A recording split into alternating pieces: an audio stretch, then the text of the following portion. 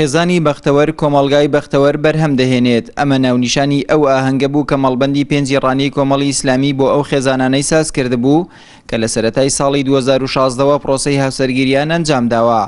ئامانجی ئاهەنگەکەش ڕێزلێنان و پیرۆزبایی دەستپێکی ژیانی نوێی ئەو خێزانانە بوو. ئامانجی ئەم ئاهەنگەشمان بریتە لە بەرزڕاگرتن و بە پیرۆزڕاگرتنی ئەم پرۆسەیە کە پێمان وایە پرۆسەیەکی زۆر گرنگە لە ژیانی تاکدا و وەرسەرخانێکە بەرەو ژیانێکی نوێ. بەشداربوانی ئاهەنگەکەش دڵخۆشن بەم مەراسیمە و دەڵێن بایەخی ئاهەنگەکە لەوەدایە ئاشنا دەبین بە کۆمەڵە خێزانی نوێ و ئەزمون و ڕاگۆڕینەوە دەکەین بۆ دەستپێکی ژیانێکی ئارام و بەختەوەر.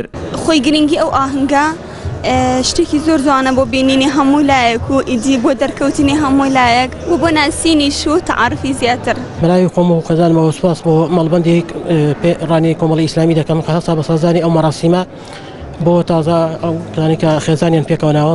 ئاهەنگانە شتێکی پێویستە بۆ زیاتر ئاشنابوونی خێزانەکان بە یەکترەوە زیاتر زانیاری زیاتر لەسەر ئەوانەی کە تازە پرۆسەی هاوسەرگیریان کردووە شتێکی باشە و دەستخۆشیان لێ دەکەم. زۆر سپاسی مەڵبەندی کۆمەڵەکەم بۆ ئەنجامدانی ئەم ئاهەنگە و زۆر سپاسانەکەم بەخێر بێن سەرچاو خۆشحاڵم بە ناسینی ئەو خوشک و برا بەڕێزانە. لە ئاهەنگەکەدا 87 خێزانتیایدا بەشدار بوون. خەڵاتی ڕێزلێنانیان پێبەخشرا. هاوکاتەر لە ئاهەنگەکەدا ژمارەیەک لە ئەندامەنی ئەنجومەنی سیاسی و سەرکردایەتی کۆمەڵی ئیسلامی و بەشێک لە نوێنەری لایەنە سیاسیەکانی سنوورەکە بەشدار بوون.